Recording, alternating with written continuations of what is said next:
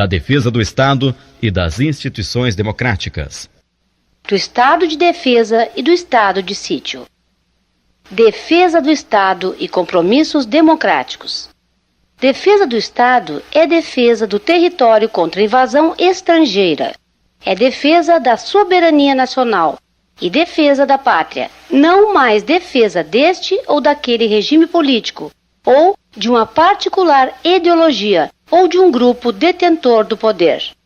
Defesa das instituições democráticas. O equilíbrio constitucional consiste na existência de uma distribuição relativamente igual de poder, de tal maneira que nenhum grupo ou combinação de grupos possa dominar sobre os demais. A democrática é o equilíbrio mais estável entre os grupos de poder. Defesa do Estado e Estado de defesa. O primeiro significa uma ordenação que tem por fim específico e essencial a regulamentação global das relações sociais entre os membros de uma dada população sobre um dado território.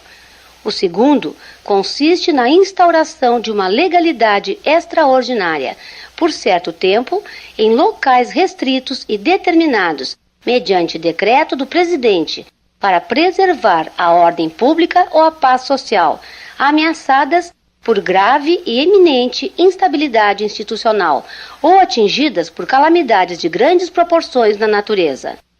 Pressupostos e objetivos. Tem por objetivo preservar ou restabelecer a ordem pública ou a paz social ameaçadas por aqueles fatores de crise.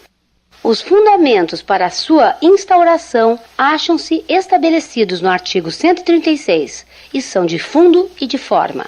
Controles. O político realiza-se em dois momentos. O primeiro consiste na apreciação do decreto de instauração e de prorrogação do estado de defesa. O segundo é sucessivo. Atuará após o seu término e a cessação de seus efeitos. O jurisdicional consta, por exemplo, do artigo 136, parágrafo 3º.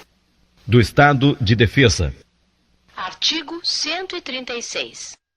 O Presidente da República pode, ouvidos o Conselho da República e o Conselho de Defesa Nacional, decretar estado de defesa para preservar ou prontamente restabelecer em locais restritos e determinados a ordem pública ou a paz social, ameaçadas por grave e iminente instabilidade institucional ou atingidas por calamidades de grandes proporções na natureza. O decreto que instituir o estado de defesa determinará o tempo de sua duração, especificará as áreas a serem abrangidas e indicará, nos termos e limites da lei, as medidas coercitivas a vigorarem, dentre as seguintes: restrições aos direitos de reunião, ainda que exercida no seio das associações, sigilo de correspondência, sigilo de comunicação telegráfica e telefônica, ocupação e uso temporário de bens e serviços públicos na hipótese de calamidade pública, respondendo à União pelos danos e custos decorrentes. O tempo de duração do estado de defesa não será superior a 30 dias, podendo ser prorrogado uma vez por igual período se persistirem as razões que justificaram a sua decretação. Na vigência do estado de defesa, a prisão por crime contra o Estado, determinada pelo executor da medida, será por este comunicada imediatamente ao juiz competente, que a relaxará se não for legal, facultado ao preso requerer exame de corpo de delito à autoridade policial. A comunicação será acompanhada de declaração pela autoridade do estado físico e mental do detido no momento de sua autuação. A prisão ou detenção de qualquer pessoa não poderá ser superior a 10 dias, salvo quando autorizada pelo Poder Judiciário. É vedada a incomunicabilidade do preso. Decretado o estado de defesa ou sua prorrogação, o presidente da República, dentro de 24 horas, submeterá o ato com a respectiva justificação ao Congresso Nacional, que decidirá por maioria absoluta. Se o Congresso Nacional estiver em recesso, será convocado extraordinariamente no prazo de 5 dias. O Congresso Nacional apreciará o decreto dentro de 10 dias contados de seu recebimento, devendo continuar funcionando enquanto vigorar o estado de defesa. Rejeitado o decreto, cessa imediatamente o estado de defesa. Do estado de sítio. Estado de sítio. Pressupostos, objetivos e conceito. Causas do estado de sítio são as situações críticas que indicam a necessidade de instauração de correspondente legalidade de exceção para fazer frente à anormalidade manifestada. Sua instauração depende de preenchimento de requisitos, pressupostos formais. Consiste, pois, na instauração de uma legalidade extraordinária por determinado tempo e em certa área, objetivando preservar ou restaurar a normalidade constitucional perturbada por motivo de comoção grave, de repercussão nacional ou por situação de beligerância com o Estado estrangeiro. Controles do estado de sítio. O político realiza-se pelo Congresso Nacional em 3 momentos: um controle prévio, um concomitante e um sucessivo. O jurisdicional é amplo em relação aos limites de aplicação das restrições autorizadas. Artigo 137. O Presidente da República pode, ouvidos o Conselho da República e o Conselho de Defesa Nacional, solicitar ao Congresso Nacional autorização para decretar o estado de sítio nos casos de: primeiro, comoção grave de repercussão nacional ou ocorrência de fatos que comprovem a ineficácia de medida tomada durante o estado de defesa. Segundo, declaração de estado de guerra ou resposta à agressão armada estrangeira. O Presidente da República, ao solicitar autorização para decretar o estado de sítio ou sua prorrogação, relatará os motivos determinantes do pedido, devendo o Congresso Nacional decidir por maioria absoluta. Artigo 138. O decreto do estado de sítio indicará sua duração, as normas necessárias, a sua execução e as garantias constitucionais que ficarão suspensas e, depois de publicado, o Presidente da República designará o executor das medidas específicas e as áreas abrangidas. O estado de sítio, no caso de comoção grave de repercussão nacional ou ocorrência de fatos que comprovem a ineficácia de medida tomada durante o estado de defesa, não poderá ser decretado por mais de 30 dias, nem prorrogado de cada vez por prazo superior. No caso de declaração de estado de guerra ou resposta à agressão armada estrangeira, poderá ser decretado por todo o tempo que perdurar a guerra ou a agressão armada estrangeira.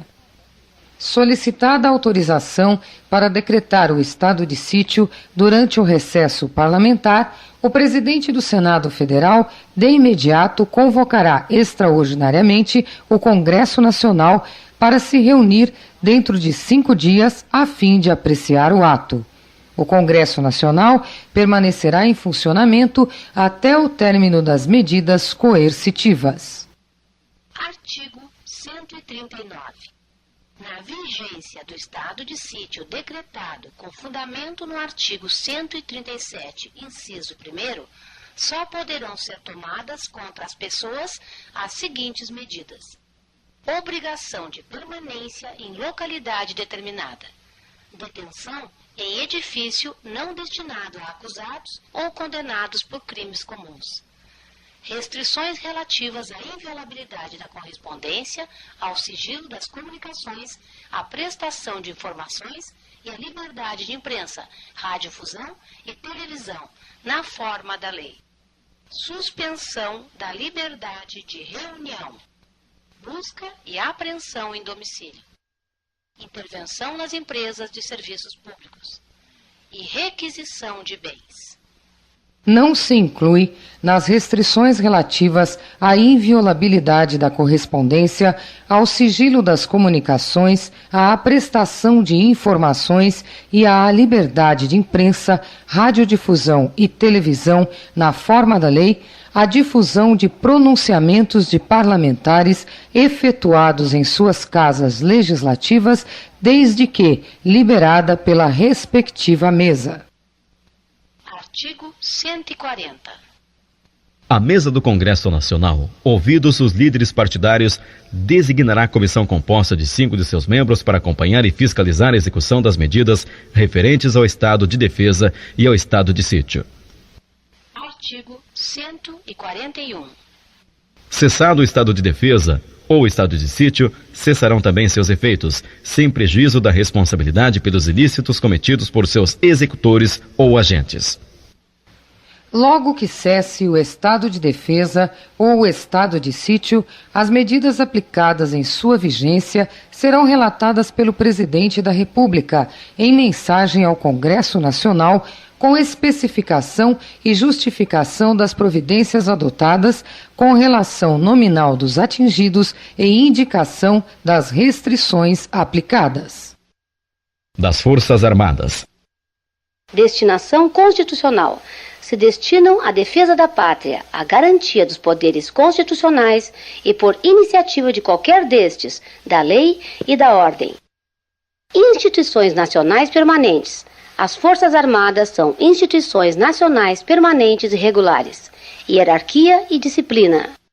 Hierarquia é o vínculo de subordinação escalonada e graduada de inferior a superior. Disciplina é o poder que têm os superiores hierárquicos de impor condutas e dar ordens aos inferiores. Componentes das Forças Armadas são constituídas pela Marinha, Exército e pela Aeronáutica. Fixação e modificação dos efetivos das Forças Armadas. Para o tempo de paz, dependem de lei de iniciativa do presidente.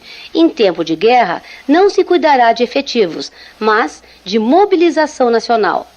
A obrigação militar é obrigatório para todos nos termos da lei e é reconhecida a escusa de consciência no artigo 5º, inciso 8º, que desobriga o alistamento desde que cumprida prestação alternativa.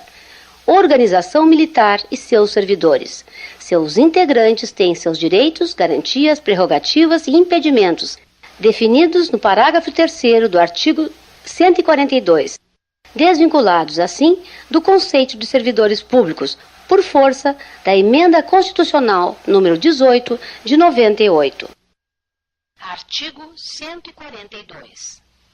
As Forças Armadas constituídas pela Marinha, pelo Exército e pela Aeronáutica são instituições nacionais permanentes e regulares, organizadas com base na hierarquia e na disciplina, sob a autoridade suprema do Presidente da República, e destinam-se à defesa da pátria, à garantia dos poderes constitucionais e por iniciativa de qualquer destes, da lei e da ordem.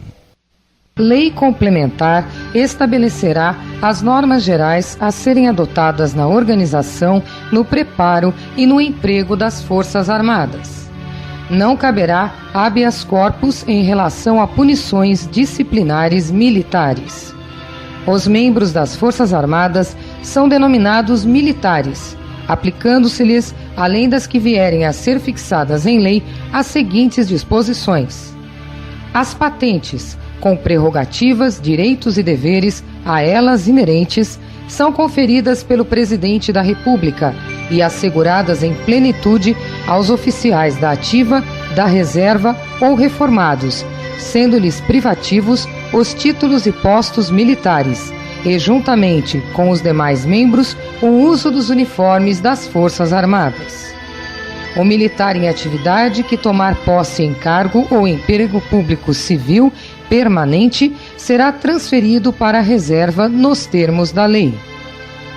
O militar da ativa que, de acordo com a lei, tomar posse em cargo, emprego ou função pública civil temporária, não eletiva, ainda que da administração indireta, ficará agregado ao respectivo quadro e somente poderá, enquanto permanecer nessa situação, ser promovido por antiguidade, contando-se-lhe o tempo de serviço apenas para aquela promoção e transferência para a reserva, sendo depois de 2 anos de afastamento, contínuos ou não, transferido para a reserva nos termos da lei. Ao militar são proibidas a sindicalização e a greve. O militar, enquanto em serviço ativo, não pode estar filiado a partidos políticos. O oficial só perderá o posto e a patente se for julgado indigno do oficialato ou com ele incompatível, por decisão de tribunal militar de caráter permanente em tempo de paz ou de tribunal especial em tempo de guerra. O oficial condenado na justiça comum ou militar a pena privativa de liberdade superior a 2 anos por sentença transitada em julgado será submetido a julgamento. Aplica-se aos militares os mesmos direitos dos trabalhadores urbanos e rurais previstos nesta Constituição, bem como os servidores públicos. A lei disporá sobre o ingresso nas Forças Armadas, os limites de idade, a estabilidade e outras condições de transferência do militar para a inatividade, os direitos, os deveres, a remuneração, as prerrogativas e outras situações especiais dos militares, consideradas as peculiaridades de suas atividades, inclusive aquelas cumpridas por força de compromissos internacionais e de guerra. Artigo 143. O serviço militar é obrigatório nos termos da lei.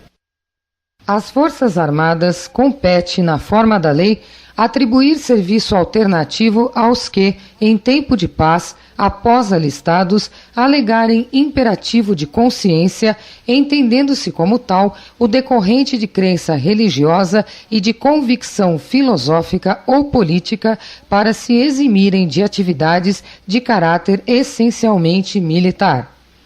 As mulheres e os eclesiásticos ficam isentos do serviço militar obrigatório em tempo de paz, sujeitos, porém, a outros encargos que a lei lhes atribuir.